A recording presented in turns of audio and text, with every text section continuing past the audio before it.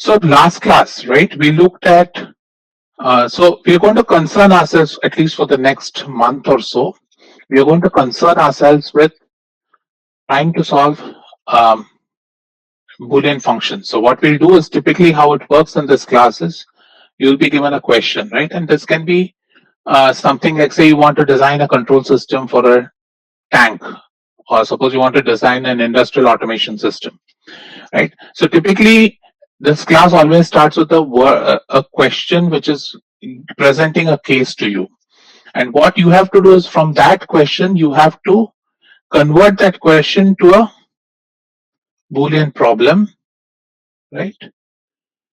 Once you convert that question to a Boolean problem, that is, you have to identify what is a 0 and 1, what does a 0 and 1 mean, what are the kind of what are the different states we want to use. So we'll go through a lot of examples in the class, but that's essentially what you're going to be doing for the next few weeks. So again, remember, last class we went through, when you think about a Boolean function can be thought of in multiple ways, right? So if you think about a Boolean function, one way to think about it was through the Boolean expressions, right? Like, that was the simplest way. And this is important because this will help you do gate level design. So ultimately, the goal, what we're going to study in the next few weeks, is how are you going to convert any function given to you to the simplified. So keep in mind this.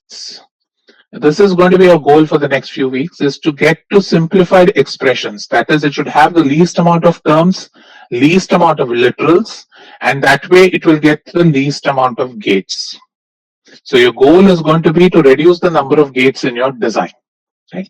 And then we also said that instead of looking at a Boolean function through an expression, we can also think of Boolean functions in terms of truth tables. And what is truth table? Truth table is a very simple method where you list out all the possible input combinations and you list out the digital value of all the outputs, right? So this would go like from, say, 0, 0, 0 all the way to 1, 1, 1. So these are all your input combinations. Suppose it's a 3-input system, and suppose you have 2 outputs, say F1, F2. Then you list out all the various options you need out of F1, F2. So this normally is, so whenever you get a question, when you want to design a system, normally your first step would be converting that question to a truth table, right? It's not very easy to write the Boolean expression directly. So most of the cases, what's going to happen is you're going to take the question and convert it to a truth table, right? And from the truth table, then you'll figure out a way how to get to the Boolean expression and eventually to the gate pattern. Okay, so that's kind of, so keep that in mind. This is what we're going to try and do for the next few classes. So let's now look into 2 important terms, a min term and a max term. So I briefly alluded to these last class. So we'll talk about what is known as a min term and a max term. This is normally associated with and this is normally associated with or. So let's look at them a little bit in detail and then we'll discuss why we're doing this. So now when you think about minterms, right? So suppose I have a 3-input system. So this is a 3-input system. So I know that X, Y, Z are my inputs. Let's assume X is your MSB and Z is your LSB. That is the normal convention in this class. So now you see that your you have, because you have 3 inputs, you have 2 to the power of 3 combinations, right? So you have 8 possible input combinations that are available to you, right? If you take a 3-input system. So those 8 possible combinations can be listed out essentially from 0, 0, 0 to 1, 1, 1, which is nothing but the decimal equivalents of 0, 1, 2, 3, 4, 5, 6, 7. So 0 to 7 are your input combinations. Now, what we can do is, for every input combination, right, we can think of the equivalent Boolean term which is made by these 3 terms such that it has a value of 1 for this combination. For example, if I consider the term x prime, y prime, z prime, right? If I consider this term x prime, y prime, z prime, x prime, y prime, z prime is going to be 1 only for this input combination, right? So only when x, y, and z are all 0 will this term go to 1, right? So for all other input combinations, this term will be a 0. So this term will be 1 only when x, y, and z, all three of them are zeros.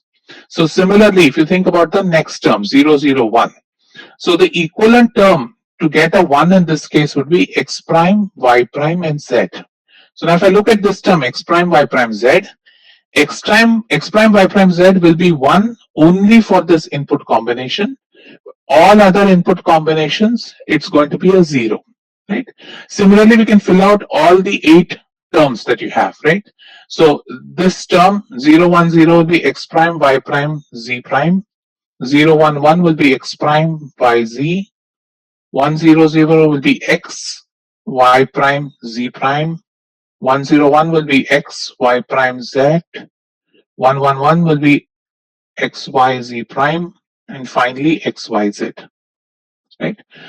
What you also see is the same thing that you've seen here. Similar, these are all the different input combinations you can have, and these are all the possible AND terms you can make with any combination of x, y, z or its complements, right? And what is the, again, remember, what is the speciality of this term? The speciality of this term is it goes high only when x, y, and z are 0. So we designate this term with a small m subscript 0. So what this means is that in a 3-input system, M0 is nothing but the term x prime, y prime, z prime, or if your inputs are A, B, C, it'll be A prime, B prime, C prime. M0 will be 1 only when the input term is 0 and will be 0 for everything else, right? So M0 is the term which goes high only when the input combination is the binary equivalent of 0. For all other input combinations, this term is going to go to 0. So I have M0. Similarly, I have M1, M2, M3, M4, M5, M6, and M7, right? So these are known as the minterms. So again, what are minterms? Minterms are nothing but product terms. So remember, this is a product. Again, the other word to associate with minterm is a product. It is a product term. It is an AND term, right? And the minterm, so when I say minterm M3, M3 means that M3 goes high only when the input combination is equivalent to the binary equivalent of 3, which is 0, 1, 1, right? And so obviously implicit in all this is your assumption of MSB and LSB. Suppose you flip this, then it will be different for that system. So in this assumption, whenever we draw a truth table like this, normally we read the terms as the leftmost term is the MSB and you walk towards the LSB and becomes, as you walk right, it goes towards the LSB, right? So similarly here, if you look at these are all the 8 minterms possible for a 3-input function. Again, let me keep this very clear in your mind. A minterm goes high only for a specific binary combination, right? So only for one specific binary combination, the minterm can go high. This minterm can go high. For all other combinations, the minterm will stay a 0, right? So similarly, like how we have minterms, we have, so, and this is a product, right? So again, remember minterms, product, and these are all the terms you'd associate when you start thinking in terms of minterms.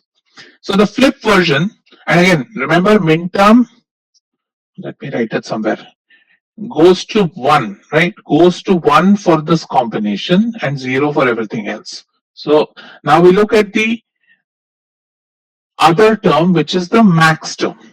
So now, just like how it's like the dual of the minterm, if you will. So the max term is going to go as a sum term. It is going to be a sum term, or it's going to be an OR term, or it is going to be the combination which gives you a 0. A OR term which gives you a 0 for the combination. So let's look at this. Again, we have a 3-input function, and this is going to be your MSB, and that's going to be your LSB. So let's consider the term. Let's consider this term x plus y plus z. So x plus y plus z is going to go to 0 only when all three of them are 0. So remember, this goes back to the definition of the AND and the OR gate, right? The AND gate has an output of mostly zeros. It goes high only when all the inputs are high. So the OR gate is a dual of the AND gate, and the OR gate goes low only when all the inputs are low, right? So if you want to make an max term or an OR equivalent, you want to focus on 0, because 0 is what is rare in an output of an OR gate. 1 is rare in the output of an AND gate, right? So now if I look at this term will go to 0 only when x, y, and z are 0. For all other input combinations, this term will be a 1.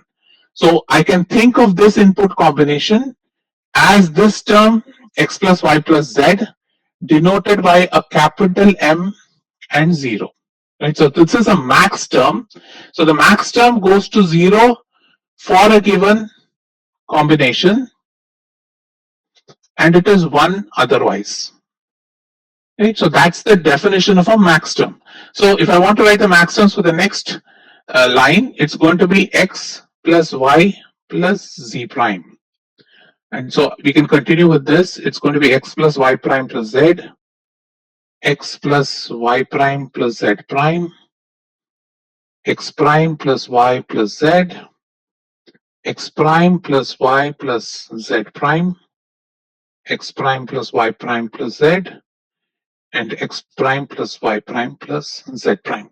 Again, if you look at each and every term in every row, this term is going to go for, so if you think about x plus y prime plus z, now x plus y prime plus z is going to go to 0 only when x is 0 and y is 1 and z is 0, right? So all other combinations it will be a 1, and it goes to 0 only for this specific input combinations. So similarly, you talk about a max term M1, max term M2. So again, you have two kinds of terms which are selective to a given input combination. So we're looking at logical terms which are selective to a given input combination. So you can think of them as min terms or max terms depending on if we're looking at a product or a sum. For a product, we use the AND application. So in the AND, because it is the only when things go high, it's AND gate goes high only for a given input combination. So when you're doing a product term, you're looking at the AND combination which goes high, and for a max term, you're looking at an OR combination that goes low. Okay. So any questions here before we go to the next slide? Perfect. That's exact, Abhineet. So that's correct. And that is what we'll use all the time. You will see that they are going to be related through the complements. So again, to revisit, Minterms will return the value of 1 for the input combination equivalent to the subscript. So whenever I say, so suppose if I'm looking at a 4 input function, right? And suppose I say you're looking at this minterm, say M11, right? And suppose you have this. So what would M11 equal to? So M11 will be equal to what? The combination of 11 is 1, 0, 1, 1, right? 8 plus 3. So 1, 0, 1, 1, and you want the output to be an AND gate. And the minterm therefore will be what? X, Y prime, Z, A, right? So this is going to be a combination for M11, right? And this is the minterm. So remember, minterm returns a value of 1 for the input combination that is the subscript, right? So again, whenever you look at input combinations, you need to know which order you have assigned to the inputs. Once that order is known, then you can quickly understand what minterm 11 means. Similarly, Maxterms is the dual version or the complement, if you will, and Maxterm will return a value 0 for the input combination given in the subscript, right? So now here is the why we use minterms and maxterms is now any truth table, right, that you've designed can be expressed as a sum of minterms So you'll see sigma m or a product of max terms or pi m, right?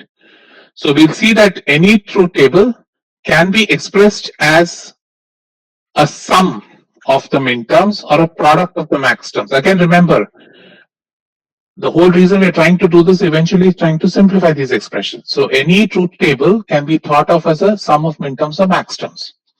And when you express any Boolean function as a sum of min terms or a product of max terms, it is known as the canonical form. So a canonical, when I say something, express a particular function in its canonical form, it essentially means that you express it either in its sum of min terms form or in its product of max terms form. Okay. So again, remember, mj means it is 1 when input is j, and mj is 0 when input is j. Okay, so always remember, this is your min term and this is your max term. Okay, so now let's do an example, right? So let's try and express. So this is, so for some reason, so I've given you this truth table. Again, MSB LSB is noted here, right?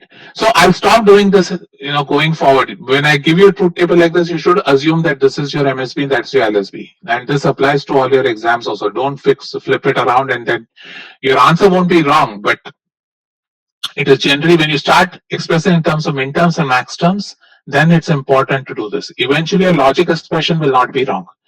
But if you're going to express anything in terms of min terms and max terms, then this is the convention you follow. So let's try and express M1, F1 as a sum of min terms, right? So if you look at F1, F1 is high in 3 instances. So again, look at this. This is a truth table. This is giving you all the possible input combinations, right? So a 3 input function will have 8 input combinations, and this arbitrary defined function f1, which is your Boolean function you want to find out, is high only for the input combination 1 or 4 or 7. So I can write f1 as m1 plus m4 plus m7, or in shorthand we write it as sigma m of 1, 4, 7, or sometimes you'll also see it written as sigma of 1, 4, 7. So this is the canonical form of F1. So I can write F1 either as a truth table, or I can write it as a sum of min terms. And in shorthand, it's just expressed as the sum of min term 1, 4, and 7. So that is your F1, right? So how would you do F2? F2 can be written as, if I want to write into sum of min terms, F2 is high at 1, which is 3, 5, 6, and 7, right? So I can quickly write my F2 as 3, 5, 6, 7. Or I can write it as sigma of m of 3, 5, 6, 7. Right? So generally when we say sigma, it normally means a min term expression. So again, what have you also, the other way to think about this, you expressed F1 and F2 as a sum of products. So remember, product is an AND function. So I expressed M1 as a sum of product or an SOP form,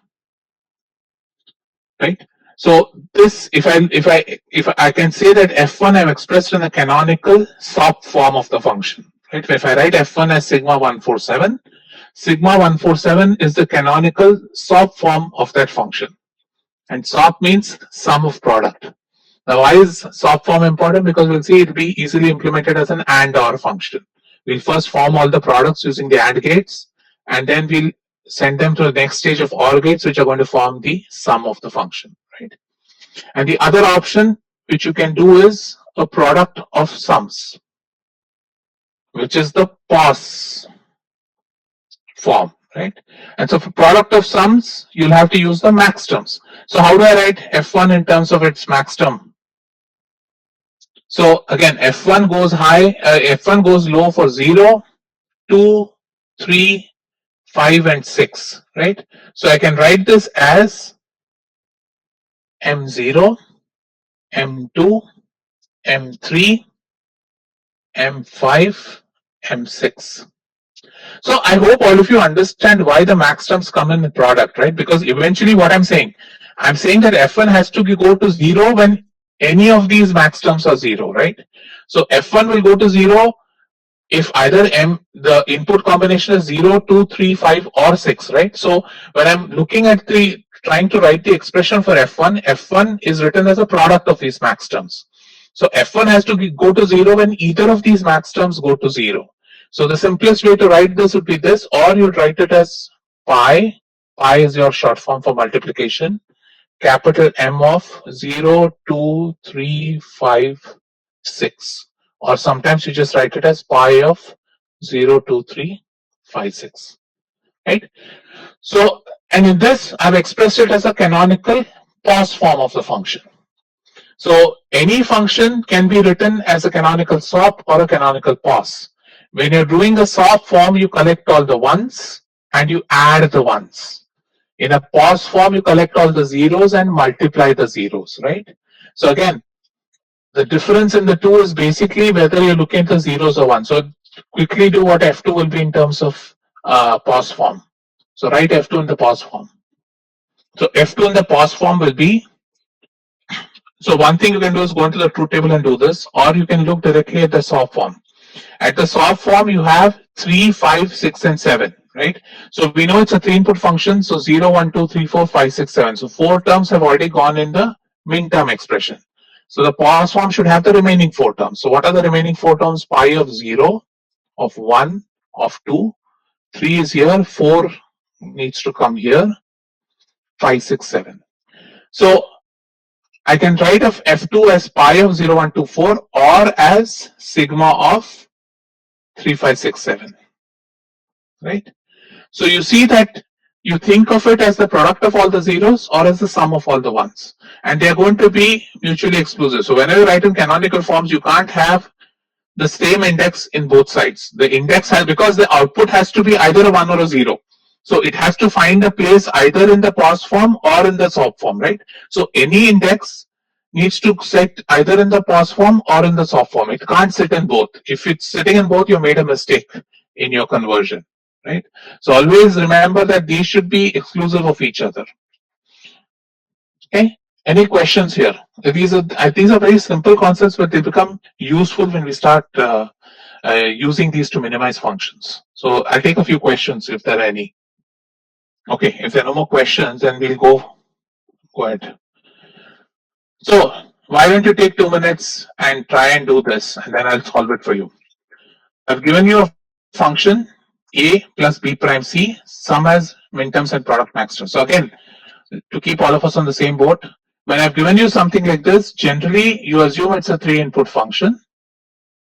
And the convention is assume a is equal to msb and c is your lsb. So take 2 minutes and give me the sum of minterms. If you know one of them, the other one is very easy. So go ahead and do this.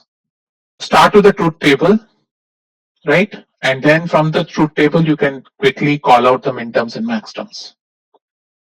Perfect. So one of them already got the answer. So let's quickly look at it, right? You have a, b, c, and you have the function f. So let's look at all the input combinations: 0, 0, 1, 0, 1, 0, 0, 1, 1, 1, 0, 0, 1, 0, 1, 1, 1, 0, 1, 1, 1, right? And this is your minterm 0. Let's index it out. So f is high when a is 1, f has to be 1. So immediately we know that these 4 terms have to go 1 because f is expressed as a plus something. Now, if a is 0, then f can still go to 1 if b is low and c is high. So when b is low and c is high, f goes to high. For all other combinations, f is 0. Right? So this is the truth table of the function. So again, you see that the ones are available in 1, 4, 5, 6, 7.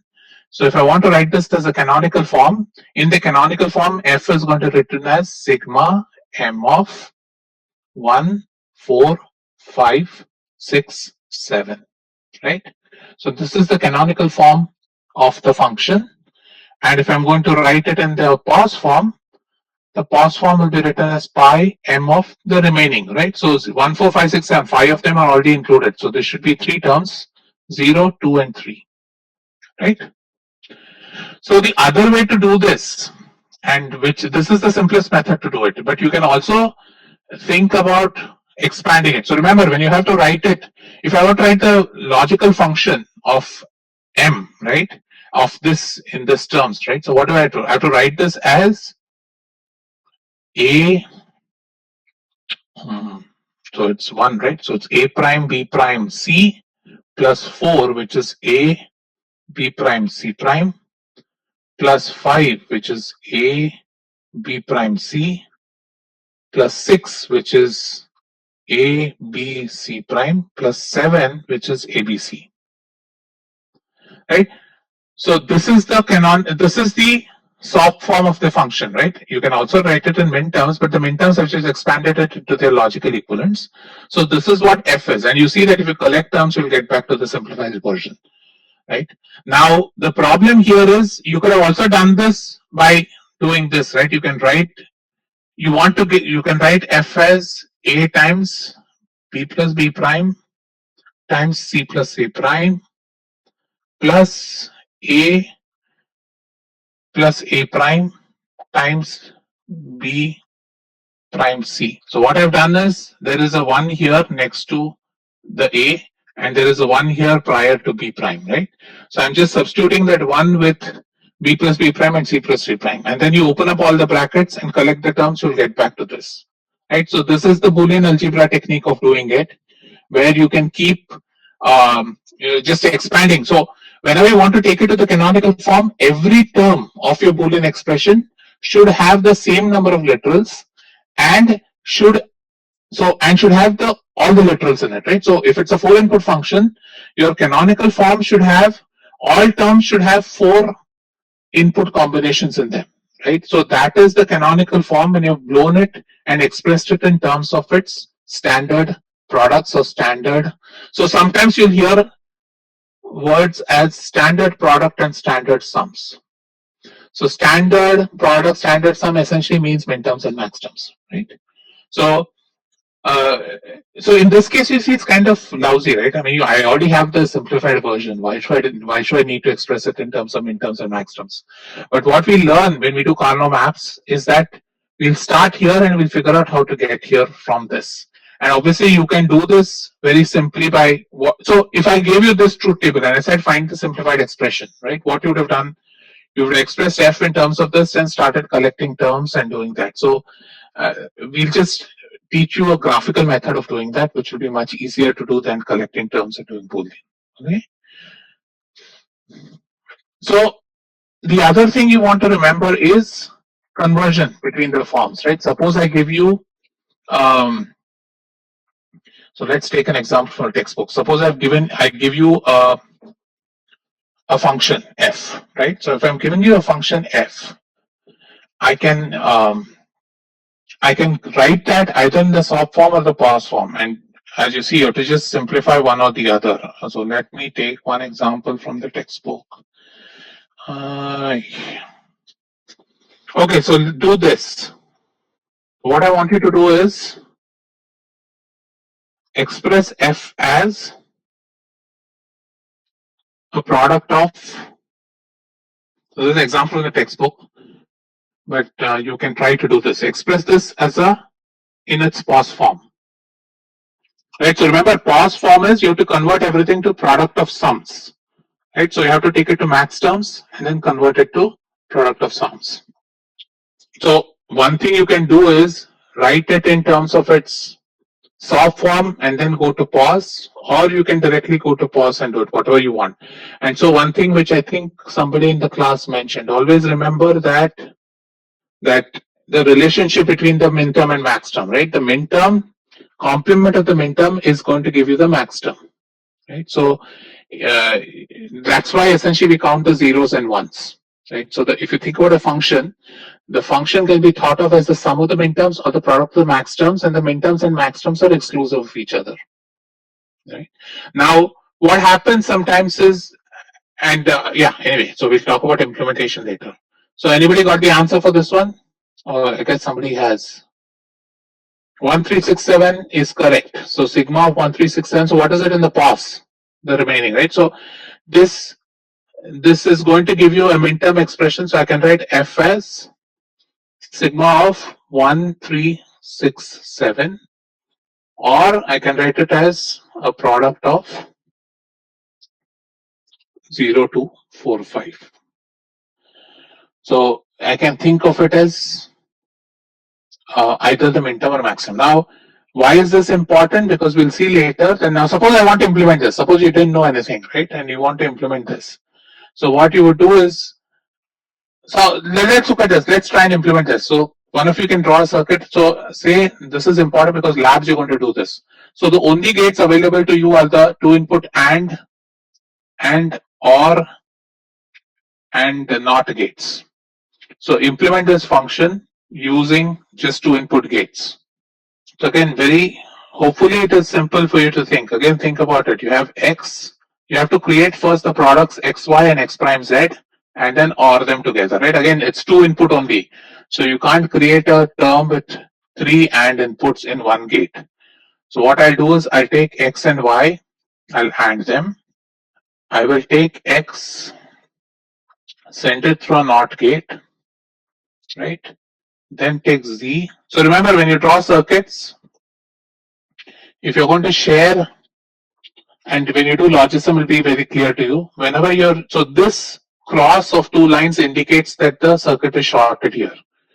When I draw something with no dot between the two, it means that it's an open circuit.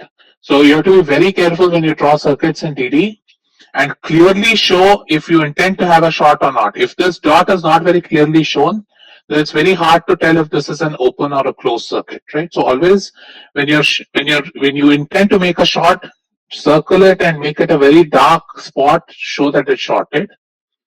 So this is my, so this coming out of this stage is going to be my XY.